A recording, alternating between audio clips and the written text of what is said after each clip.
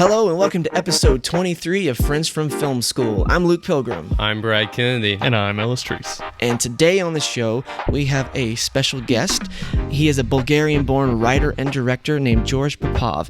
He's been critically recognized for his debut feature Hex, which was hailed for its unique visual style and carefully crafted atmosphere. He recently released his second film, The Droving, which has been compared to Dead Man's Shoes crossed with The Wicker Man, and you can watch it right now on Amazon Prime. George, welcome to the show. Welcome, man. Well, thank you, guys. Good to be here. So, we just watched your movie. We definitely want to talk about that, but we thought, why don't we kind of go back a little bit? We'd love to hear more about you, about your story. This is called Friends from Film School, so we're obviously curious. Did you go to film school? Things like that. So tell us just a little bit about your background, how you got into filmmaking. Yeah, sure, guys. I mean, I did go to film school. Yeah, and it was pretty fun. I went to film school here in the UK, which was University of Gloucestershire, and that's where I met my kind of filmmaking partner that we own our company now, Rubicon Films, Jonathan Russell. That's where kind of everything started, and there's some people from there that got involved later on with both my films, with Hex and The Droving. My DP Harry Young, I know from there, and a few more guys, and I think that's the best thing that like film school gave to me, just meet those like-minded people and try to find out which ones we bond the most with, and because that's I think that's the most valuable thing. I think there's plenty of like really great filmmakers and directors who have made like great careers and they're really good at their craft, that they never went to film school and they just went to a different path. But I think for someone who's just trying to find out the environment, if you're trying to find people who can make films with, film school is like a great place to do that. Not just necessarily for the knowledge you're gonna get, because these days you can probably get it from a lot of places. Yeah, right. Sure. But just for the people there and being in that environment, that creative environment that allows you to see like where you're at and who's good at what, and try different things, and kind of really bond with that team. Because at the end of the day, we're filmmakers.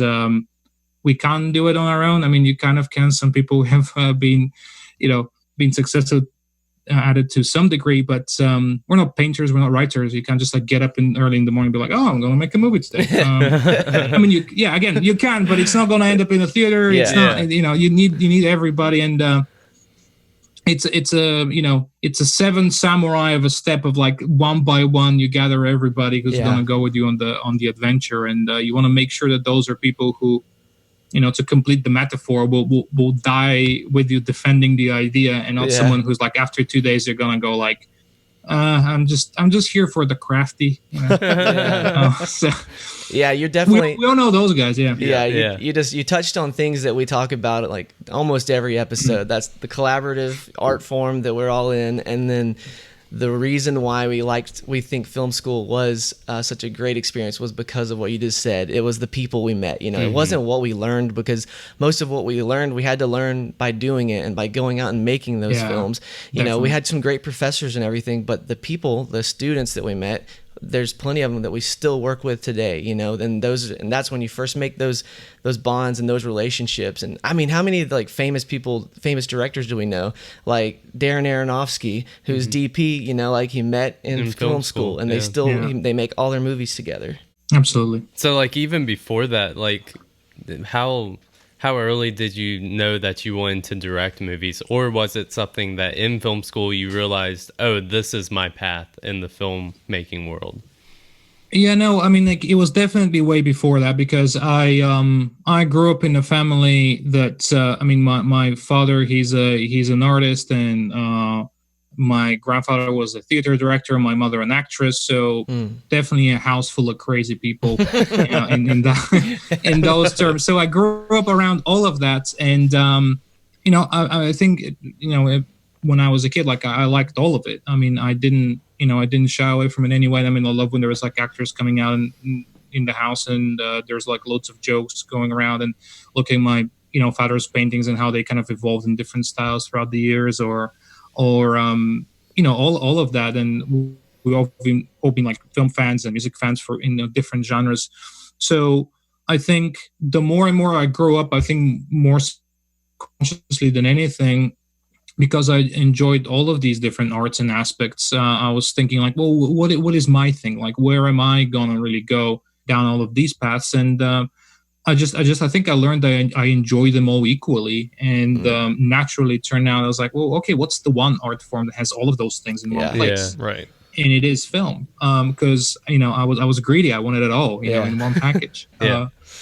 And also that naturally then comes into the role of the director, because it's one of the few roles where you need to be conscious of all these things equally, and you need to pay attention to all of them, to the story, to the acting, to the visuals, to the whole package. You need to be the jack of all trades in many ways, because no one else really is. Everybody else should be Specialized. should be better than you in their area. Yeah. If you're sitting down editing with an editor who you're a better editor than them, then what's the point? It's not really you need to know enough to hold your own in a fight with them. Right. But at the same time, I think it's important that a little bit of everything. So I think that's kind of, again, evolved naturally into the director thing. I was definitely looking through a bunch of the other roles as well, and there's a lot of them that I found very interesting. And maybe that's why I was like, well, maybe if I get to do a little bit of all of them, and that desire to tell a story. And I wasn't one of those directors that ran around with dad's camera, and just shooting a lot of little stuff. I think I came more from just writing, and I was acting in high school and everything, and then turning that into visuals. So I think that's why then I bonded a lot with people that then had the opposite experience, and where they were really good in the editing department or just the camera and everything. But a little bit of everything, I guess. Gotcha. Cool. Do you think that having that experience in multiple fields has really kind of helped you kind of reach the next level as a director? Just being able to communicate with your DP on what exactly you want, how to express your vision, as well as maybe the sound department, making sure that everything's kind of like flowing together smoothly and you're kind of getting the right Foley and everything, versus if you had just kind of gone in as just a director. And it's a good question, because I think there's a lot of us, and there's a lot of directors who are really successful right now that they admitted that they're still trying to find that balance. I think some aspects came naturally, as I said, of like being interested in everything a little bit. Obviously, the more you learn, and in film school you learn how important certain aspects are that you don't pay too much attention to. Then you grasp onto those as well, and you don't even realize, like, even when I'm I was writing, I knew how important the sound effects in my mind was, but that wasn't really put to the forefront up until some courses in film school where they actually show like, well, it really sounds like more than 50% of the movie. I know everybody says that, and everybody laughs because like, yeah, isn't that the truth? But no one really approaches it that way very often. But that really distinguishes of how much of an atmosphere your film has, and how professional it sounds. And it started from like, if you want your film to be really, really professional, you need some really good sound. But then in my mind, that evolved even further. And I think one of the reasons why a lot of my films kind of lean into having a strong atmosphere is because I try to pay as much attention to what you're hearing to then what you're seeing, and to put color even in the sound. And the same thing goes with the soundtrack. I do try to pay attention to all different aspects and work with all the tools, because then depending on what the idea is, like you can lean in more in one into the other. You evolve and you learn, and especially with working with people that challenge you, and they have a lot that they can say, even they're in their own departments. I like working with like DPs or editors or whoever it is, even your colorist, people that I can believe that they can be a director one day, because they think in that way. They think overall in terms of what I'm trying to say. They're not just kind of like your best boy running around, trying to, I'll just do whatever you tell me. It's fine. A lot of young directors like that, because they feel challenged by someone who has too many ideas. So they feel they're like, I can't say yes, because like, who is the director then? But then I think it has to be exactly the opposite. It's just I mean, you want to, communicate with a lot of people that will challenge you, because then you have to learn that, your opinion, is the most important opinion for a reason. Because otherwise, why are you the director? Yeah. Like, you have to stand by it, not just because you're sitting in a chair, but because you really believe where the direction is. So I don't know, got to improvise a little bit and really kind of listen more. And of course, if you don't like it, you can always say no. So, Right. Yeah. I think it's important to be challenged, because that's the only way you know if you even know your vision. If you don't, because the director needs to have a very clear vision, and then if someone has an idea, you're gonna know, hopefully, does this idea work? Does this idea serve the story, or is it going to hurt the story? So then I think people, maybe if they're insecure about that or whatever, then that's because they're just not quite there. They're not quite. Yes, they don't know what the story is. Yeah, exactly. Exactly. Yeah, and I also feel like it helps.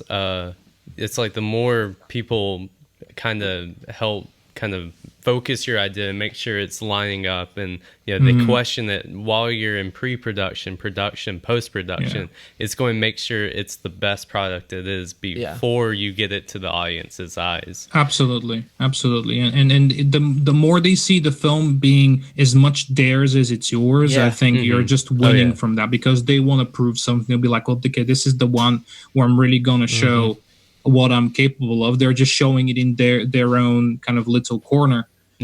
So if everybody's doing that, then you can end up with something kind of truly interesting. So I guess you probably started out making short films, right? Yeah, I mean, like in film school, I haven't made a short film since we graduated. Okay, so on purpose. What was that like? That transition from going from a short to making features? Oh, they have nothing in common. Yeah. I mean, they do, of course they do. And getting shorts is a great, I think, a lot of people say that, like, when you make a lot of shorts, then you learn how you can make a feature film.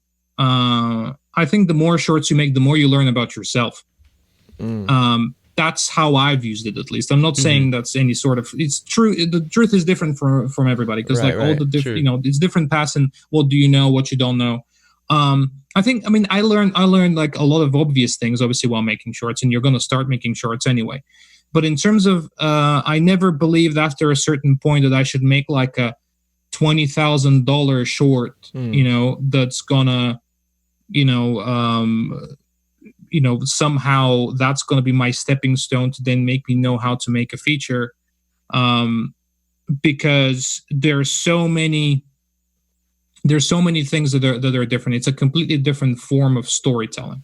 True. Yeah, If you're just creating like a short film to show as a demo of yourself in your movie, okay, fine. I mean, like with Whiplash, they made a short film, won a bunch of stuff, and then it became a thing. But that's like one of the 3 examples everybody else uses. I mean, how many short films are getting made every year? Yeah. There's just like an ocean tsunami of short films that were being washed upon, and the only people who watch them are those festivals. Like, when is the last time when you had like Gary down the street watch a short film? They don't.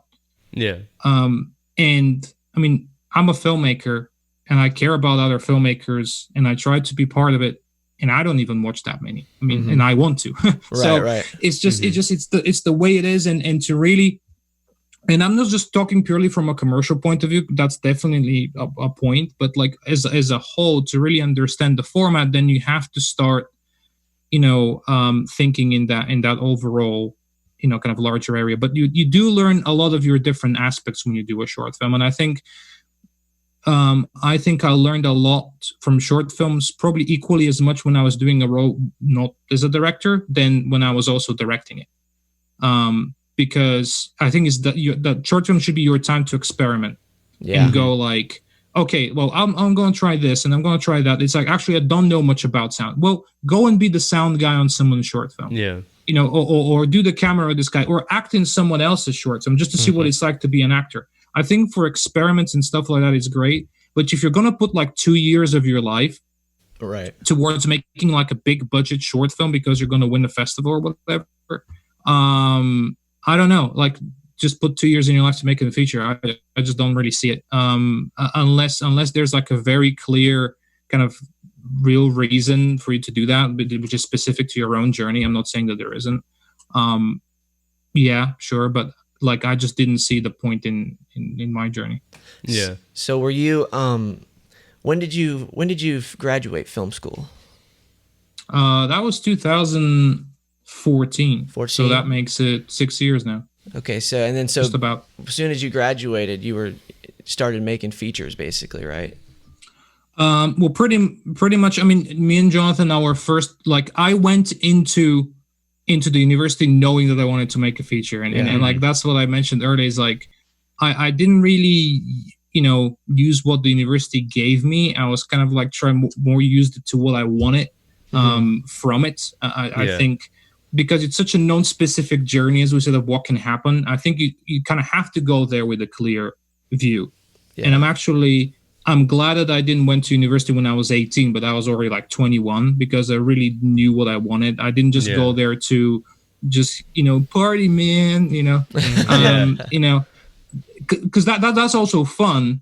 But like, I already knew, so I was like, no, I want to be a director and I want to get out of this university already with like a short film in mind and people who want to make it with me. Yeah. That was the goal. And at the beginning, it did seem a bit foolish to a lot of other people. And it seemed to a lot of people, like, kind of, to be honest, foolish because they quite reasonably don't think that way, and they're very correct to do so. I'm not saying that I wasn't a little bit idealistic, but at the end of the day, that is what happened. And by the end, we finished our first feature film script, me and Jonathan, to a project that we ended up not really doing, but we finished it exactly when we graduated. Then for about a year, we're trying to make that film. And then from that, we learned what was correct, what was not in terms of our pre-production, but like, is this the project that we really want to do on the first film with? How we're going to make it? But then immediately from that, we almost said, okay, we should just like make something that we know we can make right now. And we made Hex. And that was really it. So it was a pretty kind of straightforward plan, even though we're talking about years here of just kind of like doing that. So a lot of it was kind of like let's design this movie, write it out, and then realize, okay, we have these limitations because this is our first feature, and let's make something that we can actually get underneath our belt. Absolutely, which is a very important lesson to learn. And we knew that like when we began, and the film wasn't very big budget or anything. It wasn't something that we couldn't have possibly made, but we knew that we needed some outside help, and we kind of flip-flopped through like working with a lot of producers who may have not worked with us. But I mean, again, like finding the right people to work with is the biggest challenge. And especially when you're making your first film, you need someone with that dedication. Like they're taking a lot of risks, and some people are in kind of positions in their lives where they're just not willing, or they can't take risks. Sure. Or they're just fucking pussies. I don't know. It's one of those three. I mean, I understand all three. But it took us that moment when we were like, okay, actually, do we need someone else? Do we know what we have? Can we make something that's we can just get out and do without too many other unknowns? You're trying to kind of like cut the middleman through between you and your kind of goal, and that's what arrived at Hex, and that's why we were able to do it at the time. I think that's a big problem that a lot of other like students who are coming out of film school kind of suffer from too, is they write these like grandiose short films or these features that have like 12 actors. They've got like 15 different locations, and like they don't really like plan realistically, how am I going to secure these locations? Where am I going to get the funds for this? How am I going to get my crew? And I think that if you want to make something, you need to plan small and start small as far as like a story aspect goes. And once you make your first film and kind of prove yourself, you can kind of evolve from that. Yeah, and play to your strengths. So like if you have things that you have at your disposal, write a script where you can use those things. Like we talked about that before. If you have the location that would be great, then write something where you can actually utilize that, because then you don't have to spend extra money renting that place or whatever. No, absolutely. Like what do you have that sets you apart from other stuff? Yeah. I mean, like, because even you can be the two guys in a room movie, right? Like you can even do that, but then at least think about like, well, with everyone else who thought the same way as me, how am I going to separate my two guys in the room movie than everybody else's? Is it going to be the room? Is it going to be the guys? Is it going to be what they're talking about? Is it like really could be the dialogue, but something that separates you? As you said, like play to your strengths. Playing to your strengths might be just like, okay, my dad owns an airplane. Great, we can do something with that.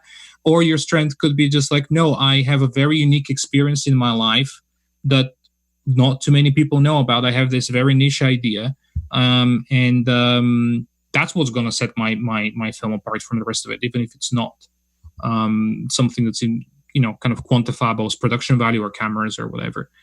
And I think in film school they don't really teach us that very well, and I think I can say that for, I mean, it could be America, it could be UK, it could be Zimbabwe, doesn't matter. But I think it's definitely there is a lot of time spent on tech. There's a lot of time spent on a little bit less on story, and then there's almost no time spent on, and this is how you actually do it.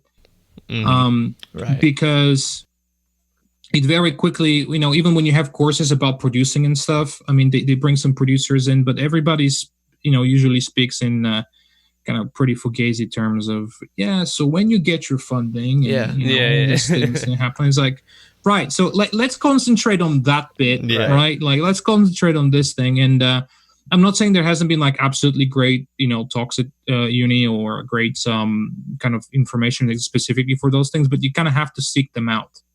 And especially if you dislike it and you don't have interest towards it, then you have to do it even more so. Because I don't get those things at all, but I did a producing part of our course just so I can understand some bits of what's realistic, what isn't. And I think that's a very valid point of like, I think part of a role as a director, just a good, crew member person, in film, is that try to learn more about the areas that you're really uncomfortable with, or you don't know that well. Yeah, definitely. It's like, if you know nothing about distribution, try to figure out or find someone to learn from. It's just such a crucial part of it. Absolutely. When you're talking about funding, do you have any advice like for young filmmakers like that, in terms of how do you go about securing funds to try to make your first feature, right. Things like that? Is there something you could speak to about that? I mean, to be honest, like for a really good advice, ask me in 2 years, because we're just entering that right now. After our first two films, I'll talk about them as well in a second, but just to answer your question, just about now we're entering this stage where we're inviting more kind of producers and co-productions in to make something bigger, and we know that needs to be. So I'll kind of learn a lot about that myself now as well. And we've been approaching people for a while, and there's been like different talks, but now it's about to come into fruition, and it's getting really interesting on that level. But in terms of Hex and the Droving, it was all kind of done in terms of we didn't think about money really, because we were like, okay, what does the budget do, right? It gets you stuff that you need. So why don't we just get stuff that we need, see what we can get of that first, and then we'll see what we're gonna need money for. Gotcha. And until you come out of like 5 different reasons that's like, okay, I can't borrow that, I can't steal it, I can't beg for it. Okay, well, eventually go like, okay, I guess we'll need to have to pay for it, and then that went into that graph. So with Hex, we ended up of just starting from that thinking of like, what do you already have? What do you have? Everything, and we went with that crazy. Like no one starts their first kind of low budget film being a period film, right? Like that's the last thing that anyone's, it will come to their mind. But we had that angle. We knew we had like access to a lot of props and stuff and everything. And so it's like, well, great, that's our money. If we can get those things for free, then what are the things that we really need to pay for? We're far from rich guys, especially at the time that, we had to be like very, very careful with our budget. But we just financed it ourselves through our company. It always sounds like a lot when someone said like, well, how'd you find money? Well, we financed ourselves through our movie company and everything. But it's definitely easier than you might think. I mean, you're spending a lot of money for a lot of crap that you don't need. So instead of like, if you actually put it towards something like that, like first figure out like how much money you need, and then see how you can find them. I don't think with your first film, I think you have to delete dogma from your mind in terms of what people have said. This is how you finance a film. This is how, and I'm definitely know that's for the truth, because that's what we were trying to do with our first project. Like I said, the one that didn't end up happening, not it was that like huge of a budget, but we're just trying to do it the right way. We're trying to do it of like what the industry tells you. Oh, you involve this producer, then you find funding, then you can get your exec, then you can get your sales agent, again, fund this, all that kind of stuff. But you're just like some guy fresh off of uni who's going to trust you with like any sort of like, how how many other people are there, and all that kind of stuff. So then we realized, we'll just do it ourselves. And then once the first film was there, then we were able to, a little bit down the line, we were able to secure a distribution with a very good distributor, and we ended up on Amazon Prime. And, then what we made out of the first film ended up just funding the second one. We didn't cash any of it in. We just went like, okay, well, that will make our second film. Right. So yeah, I'm sorry for the answer. It's not really like, I know the trick. No. But I think there is no trick on the first one, because they're not going to give you the time of day. Yeah. You just have to kind of like find a way to do it, and then after that, after you've made a little bit of a name for yourself and you've proven you can do it, then people go like, wow, okay, these guys are up to something. Yeah, I should be involved in it. I think that's just kind of that, oh, sorry that there's not a trick. I think so many young filmmakers, and I know I was that way too when I was younger, like going into it, it's like, oh, I want that secret answer. If I just watch the right interview or read the right book or something, someone's going to tell me exactly how to do it. And it's like, that doesn't exist, because there's so many different options. And it's really like what we've been talking through this whole podcast. It's like, what works for you might not work for us, or might not work for someone else. It's like, you got to just take everyone's experiences and just kind of have it in the back of your mind and like weigh it and be like, okay, if that worked for George, maybe we can try that out. But what do I have in common with those people so I can learn from it? Yeah, no, absolutely. Because like you are definitely learning from your own experience. So if you listen to what other people's experience could be, that's just more information that you're getting, but not a trick. And I'm guilty of it, and Jonathan's guilty of it, and like everybody, like up until very recently, we have like a lot of aspects of our films, like even down to marketing, that like up until recently we've been like, oh, okay, this is what we really need to do, this is the trick, and you keep doing it, it's not working out, and then one day just wake up, and on your first try everything works out, and you're like, well, how was that so easy? Like, what happened? And then you retroactively think back to it and go like, oh, we've been actually doing something really positive all this time long, and we just didn't know about it because we were concentrating on trying to get this one trick. But things like just keep adding up and adding up and adding up, and you don't even notice it. Like the hourglass keeps putting like another piece of sand, and those things add up. Hegel, he's I hope I pronounce his name correct in English, but he's a philosopher, and he says like a couple of laws of dialectics, and one of them is that an improvement in quantity inevitably leads to improvement in quality, which means that if you just keep on doing something where just like you go from 1 to 2 to 3, then it's just at some point that's going to add up to such a difference that actually is going to change completely your life or your task. If every single day you do like the same thing, but that just keeps adding on to it, like you just you take a shot, or you do something, or you just make a little bit of money, or whatever it is, or you just kind of write just a sentence, then eventually all this thing adds up to being better than the sum of its parts. And I think that's a lot. Like, instead of a trick, if you just every day have like set a little goal that gets you closer to where you want to be, one day you just wake up and realize that actually goal happened 3 days ago and you didn't even notice.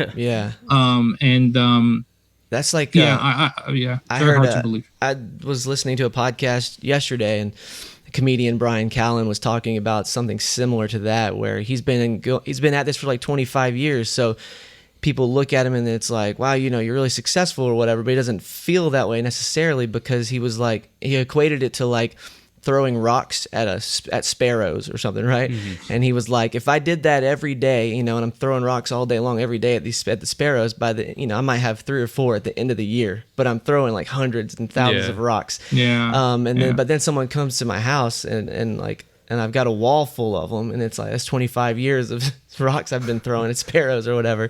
So he was equating it to how he just kept at it with his comedy. Like, you know, he was doing stand-up, and I think it applies to basically every career or passion. Mm-hmm. It's those little things you're talking about, you know. It's staying at it every day and doing the little things until it's natural. They add up, and even if you're doing something that's like not very likely to happen, but as you said, like if you're throwing Hail Marys every day, I mean, like when you look at like the past year, it's just like, oh, right, there's a few of those Hail Marys that like landed, and like, you know, but there's other people who are trying to find the trick or trying to like find exactly what it is, and years will go by and nothing will happen. Yeah. So kind of want to dive into the droving a little bit. Sure. So I was wondering, first off, what kind of challenges you faced in like your pre-production, production, post-production, something that was kind of unexpected when you were making the film, and anything that you kind of learned or gleaned from those experiences. Yeah, definitely. I mean, like, I think I learned something in any one of those, you know, areas of production. You know, we in terms of our production, it's usually quite straightforward. You know, we rarely, you know, go into too much trouble of like, oh, we wrote this location in the script, now how we're going to find it. Mm-hmm. If anything, on the droving, we kind of undershot ourselves with the script, and then we went and found places, you know, where we can go and shoot, for example, and go like, oh, actually, we have the time and the money to do this. Let's up it, you know. Okay. So we kind of ended up overachieving, which is a much better feeling than you write the script. We're just like, oh yeah, and it's going to have a space station, you know, and then it ends up being your mom's basement, right? You know, so no, write for your mom's basement, and then maybe after that, like, you can get something better, and you feel better about it, and people get impressed. So everything, including like the Ferris wheel, like the locations and the droving were amazing. Yeah. So that was like our main question, especially living in the United States, you know, having never been to the UK or wherever you filmed. It's like, was it already there, and you kind of, when writing it, had those locations in mind? Like, was that close to where you live, or did you guys travel a lot to get to those places? I mean, it's interesting because it was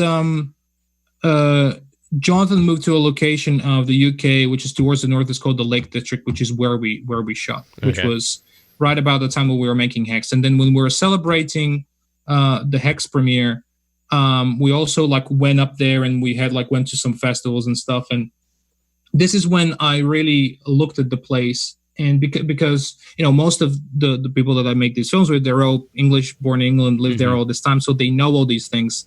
I have the bonus of, because I'm born in Bulgaria, came here later on to study and work, and I still see a lot of these things as an alien. I find them exotic, you know, and I think, which always kind of puts it through my view, which, you know, sometimes you just don't notice precious things about your own place where you know, when you know it so well. Right. Yeah. Not that they didn't notice it, they knew very well that those are great areas, but I sometimes see just from a bit more of a fantastical point of view, because to me it's still a little bit something new and alien.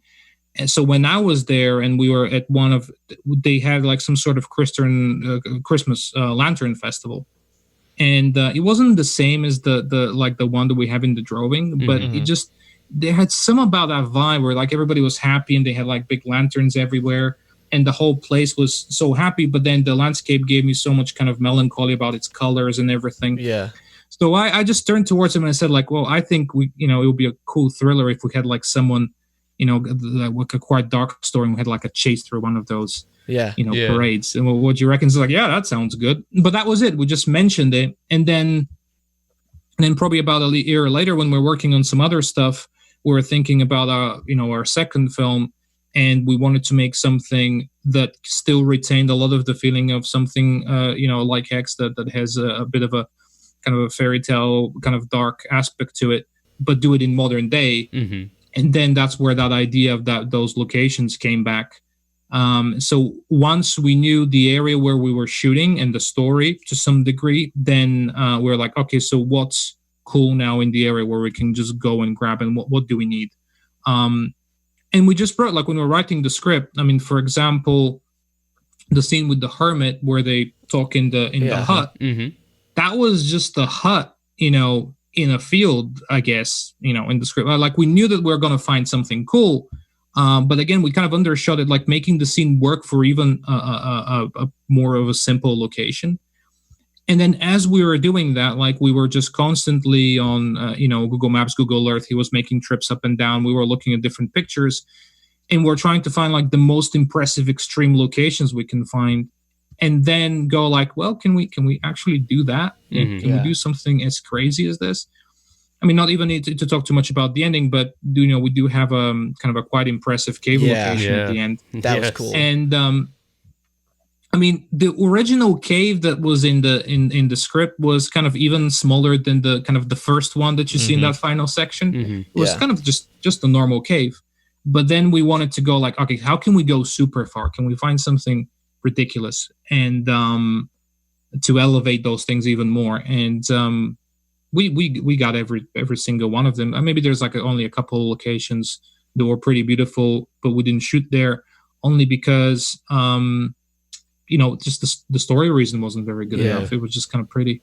Can we go back to the festival real quick? That's the one part. Sorry, that's the one part we were like super curious about, because it looks awesome on camera. Was that something that was actually happening? Were those all extras, or was there something that you were able to take advantage of, like an actual event going on? Yeah, I mean, thank you for that question, because if you thought that was a festival that we made, because that was the goal.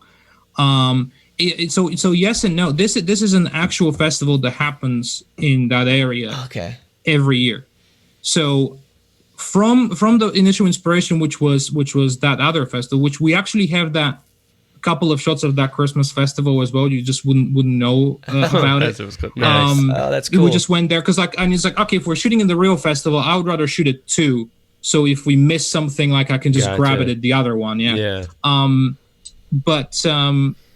So we used what was already there. You're using the production value of the area. Yeah. But of course, you want to make it part of the film. You want to make it dark. You want to make it moody. You want to make it like part of the storytelling. You have to have reasons behind it.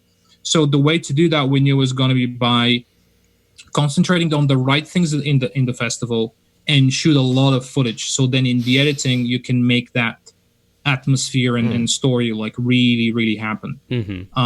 Because I have a lot of footage of that festival that if you watch it, you know very well it wasn't something that we staged. It's just like a girl like with some ice cream and a cheesy indie band in the background. Like all of those things are stuff that we cut out. But we all obviously concentrated on the kind of the animal mass and darker stuff. And at the same time, in the movie, spoilers, I guess, that the real kind of bad guy of the film is not the festival itself, is a lot of other elements. So the fact that you also just see people at it wasn't a detriment. It was actually helping the story. So you kind of like make it work within the whole thing. But we went there with 4 cameras at the same time, shooting everything possible. Like I had to give like specific directives of like what kind of we had to become very specific to know what footage will become usable. It's like, okay, don't give me angles like this, because that's going to be a bit of a plebby angle that will make it just look like a documentary. And let's make sure we shoot this and shoot that. Don't shoot these kind of people. Don't shoot those type of people. So, we shot at the real festival, but it wasn't just us pointing cameras around being like, yep, capturing it all. It had to be as if you're shooting the real thing. Yeah. To really come across with that kind of impression that it was something that we completely staged. So did you have to coordinate with the festival, and get permits for it? Not as much as you would think. It's not like a very big town to begin with, because that was the whole kind of vibe anyway. So it was very, very easy to. It was a very easygoing place anyway. We would have like the police just come in and chat with us and be like, "Oh, are you sure no one's troubling you?" and everything when we're shooting at night, without even going to them initially and being like, "Is it okay to shoot here and there?" And I mean, permission is a very specific thing. Obviously, if you live like in London, New York, or Seattle, or whatever, I mean, you know, it's very important for you to get it. But if I'm in the forest somewhere, or if it's like 2:00 in the morning in a little town, like no one's really. You have to kind of like know your surrounding a little bit. So yeah, there's definitely some places that were very well organized in some locations and with some parts of the festival as well. But also a lot of it was off the cuff because we wanted to make sure that we're going to have access to everything. Gotcha. And then if someone like after that, we had some footage that was very specific.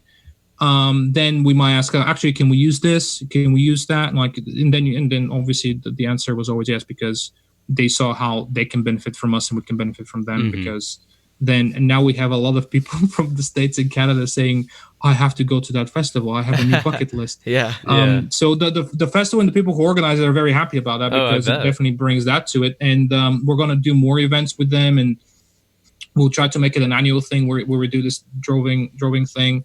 You know, the cinemas in the area have been very nice. They've been putting like even our small teaser, you know, when the festival was the end of October last year, they put our trailer in front of like Joker and Terminator and stuff. And, cool. Like, that's really cool. The local. So yeah, there is definitely cooperation, but at the same time, you know, we just kind of like went with it, and you know, it was pretty symbiotic. That's usually our technique. It's like easier to ask forgiveness than permission, kind of thing. Yeah. It definitely is. It just because like I mean I know at this point now maybe I can kind of allow myself to. I know that you know you can use a little bit of rep and you know and go like, hey, we did this and we did that. Like, can I get permission? And people be like, oh yeah, sure. Right.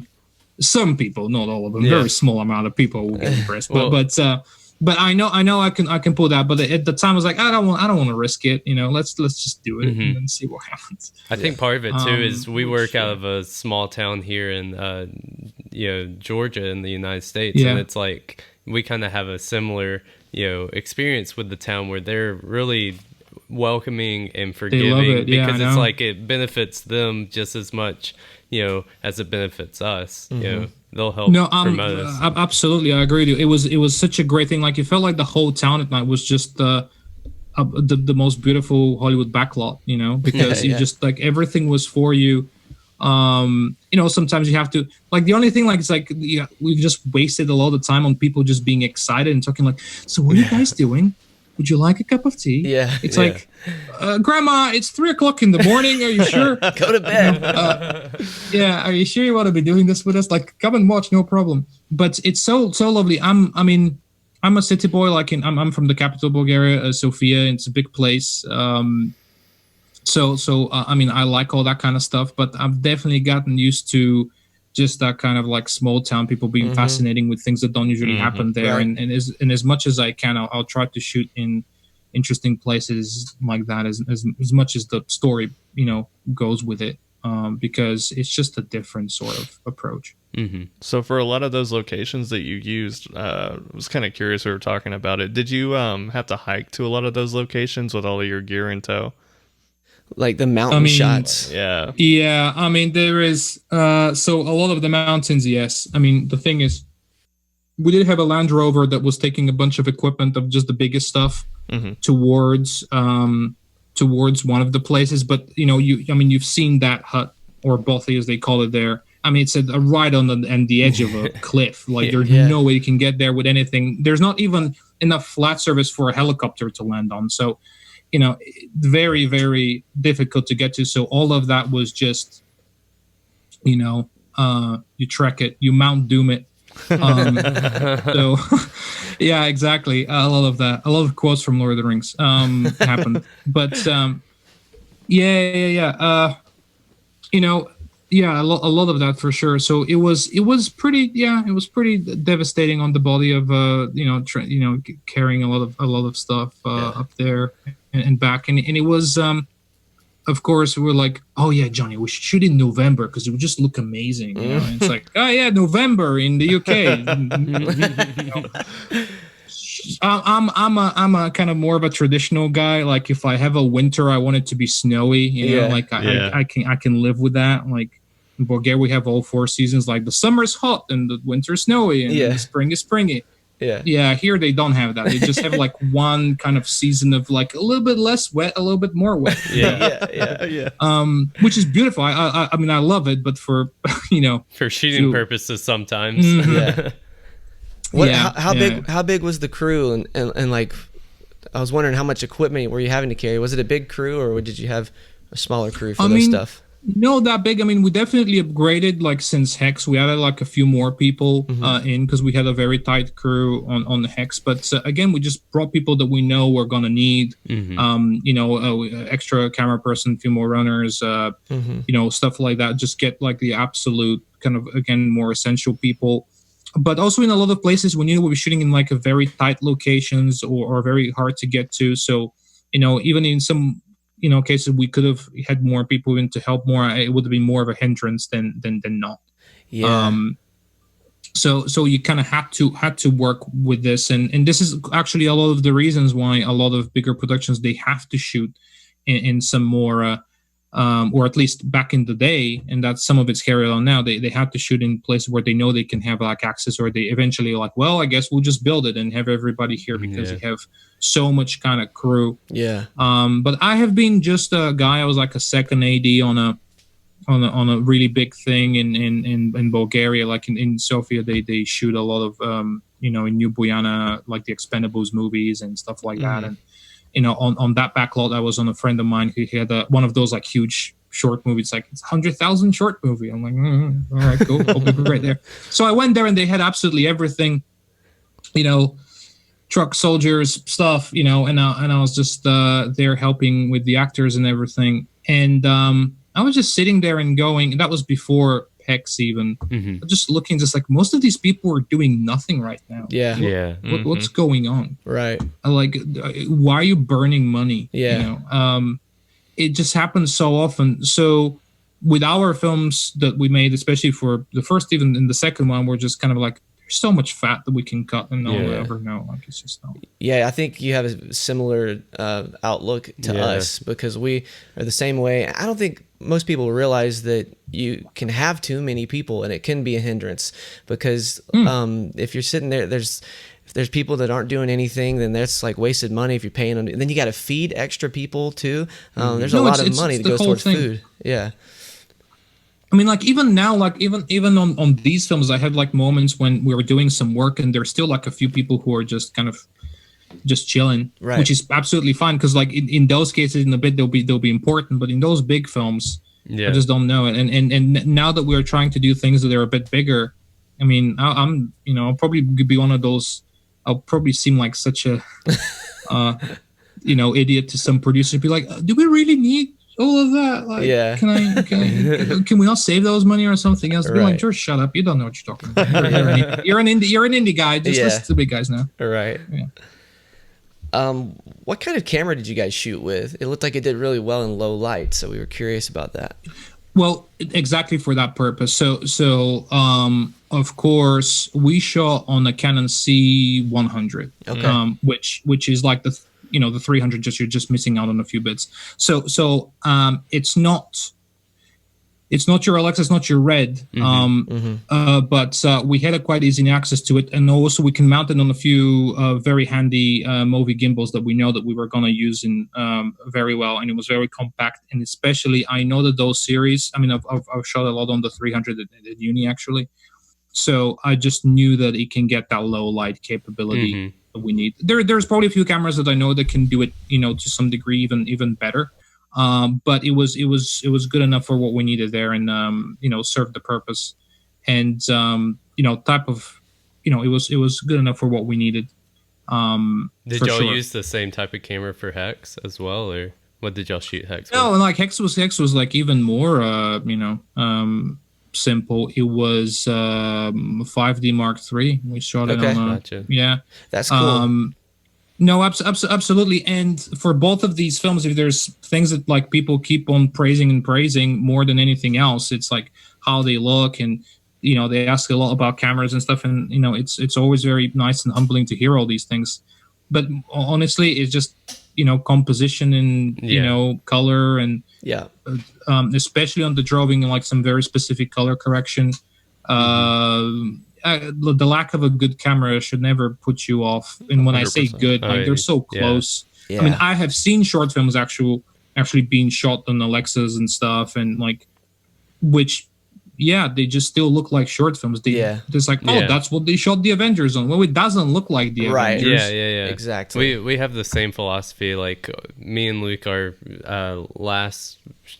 first short film together, but it was our finishing project in school. We shot it on a Canon T4i, something. And like, we told someone that one time, and they were just like, no way. It was just like, people sometimes don't believe that you can get really good looking movies, like you said, from composition, color correction, just being smart that's with what the real you have. thing. Like, and it's, and the thing is that, and you learn better in the future when you're going to have the access to those things, knowing that like, now, like back in the day when I was in film school, if someone said like, "Ooh, I'm going to give you an Alexa," I'll be like, that's cool. Let's shoot on that.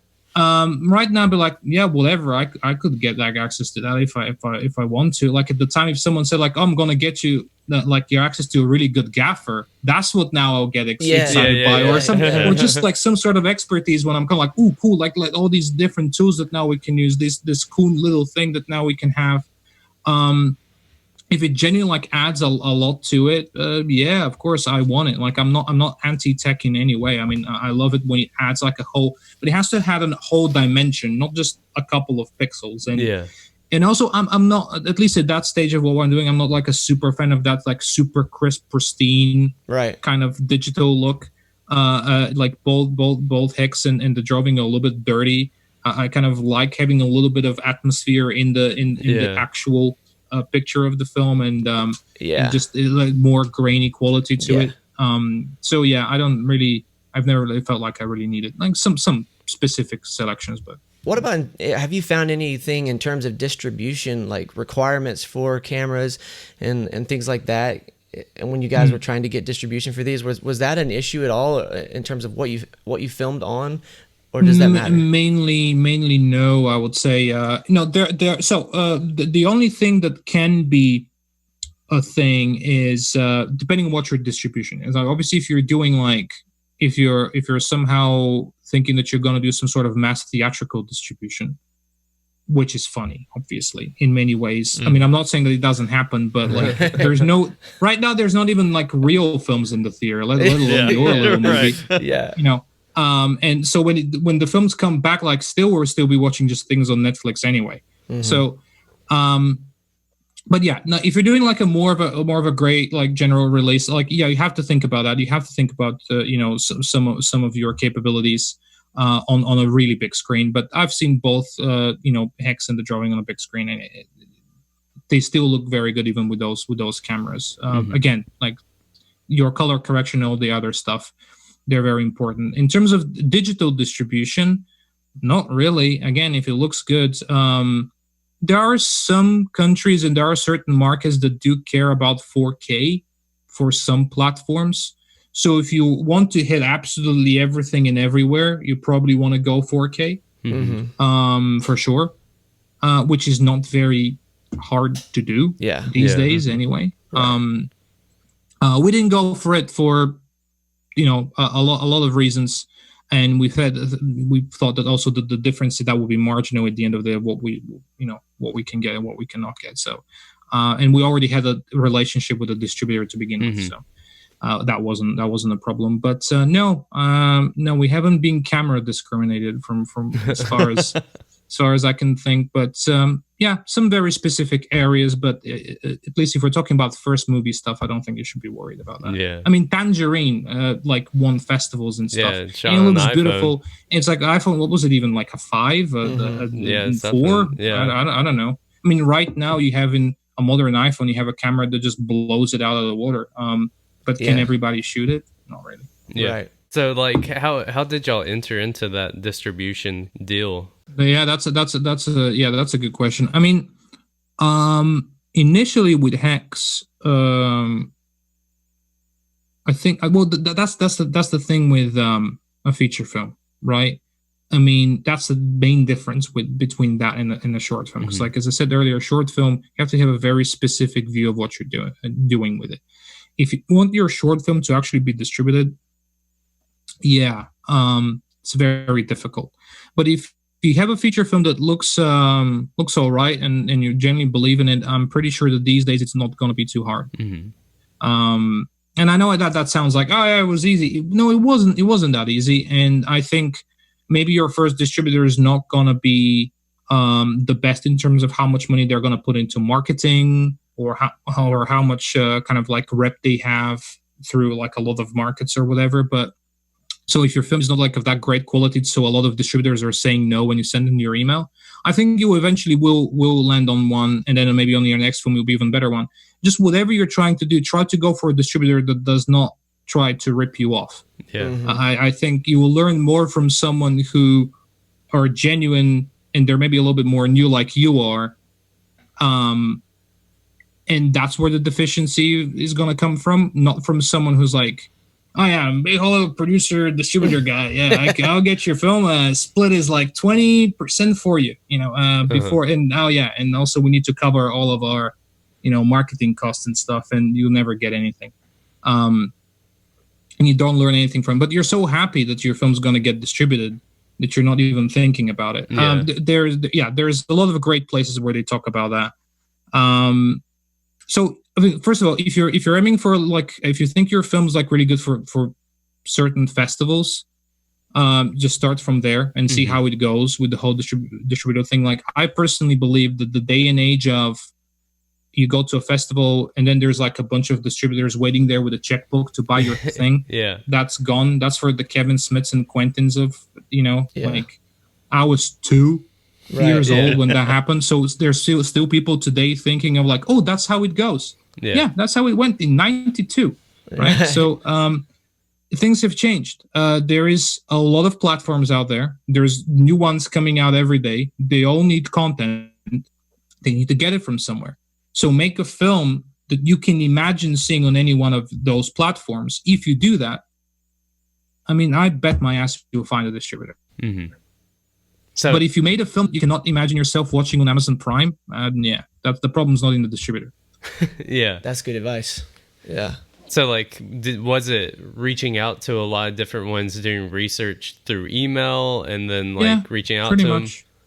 Pretty much. I mean, like a lot of them were podcasts like yours from other filmmakers, and sometimes they had like producers there who like they are obviously part of a distribution company or something. And I'll make a note. It's just like, oh, these guys.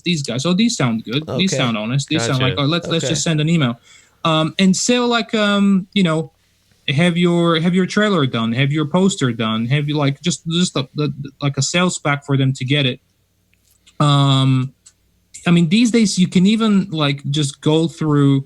I mean, I know that recently there hasn't been, great ones. I mean, we all know what happened with Distributor, but there has been some aggregators that you can just pay to put your film on platforms. Yeah. And if you're being, the worst case scenario, go to Film Hub, go to any one of those aggregators, pay them a few $100s or whatever the tax is, and they will put your film on a of platforms, see how that does, and then later on maybe you can approach a distributor for some other territories or something that does very well, that if they see that there's some appeal there, they'll probably want piece of the action. So they might look for you. If you have a good enough social media and you're kind of like networking enough, eventually distributors start kind of like circling you around, because it was a genuine, when we were making Hex and we knew about distribution, that what we're going to do, we were very much on the end of, oh, right, how many emails do we need to send for anyone just to even apply? Like, it seemed like it's such an impossible task. But then just like we talked about everything else, instead of just giving up and saying like, well, there must be a trick about contacting the distributor, right? Like, there must be something. We just kind of kept on networking. We kept on like,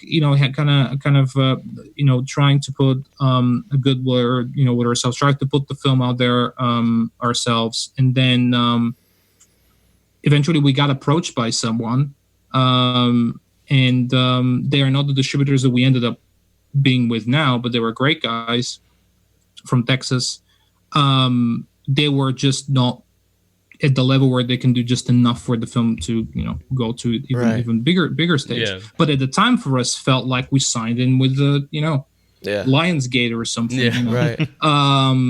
But then we went through that process, and a few months down the line, we're like, that's probably not working out very well. Like, let's try someone new. And then the new people, then your email, we could say, like, by the way, we're these and these filmmakers, and we are with the distributor already, but we're not super happy. Yeah. Check out our stuff. So that sounds a lot very different from, hi, how's it going? Right. I don't have anything you ever. suddenly have more leverage to get them exactly. to even You have check more it. leverage. The power is more in your thing, because like you can always say, if they say no, they're like, well, yeah, I guess I will stay with my distributor. I guess you think you're not better than them, Yeah. like a little bit of a mind trick.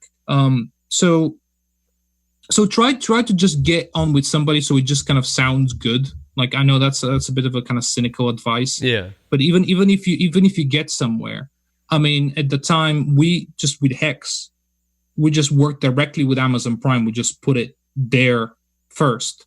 So then we had the film that got a distributor, got released, and the release was Amazon Prime. So then in your media and everything, that's what's being shown. We had a feature film that was Amazon.